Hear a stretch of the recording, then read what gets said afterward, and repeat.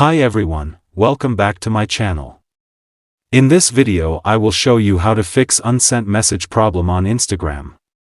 Open your Instagram app and log in your account. Click on Profile Picture. Click 3-line.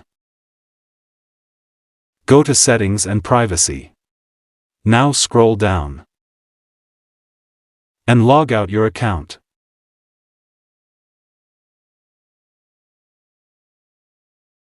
Now again log in your account.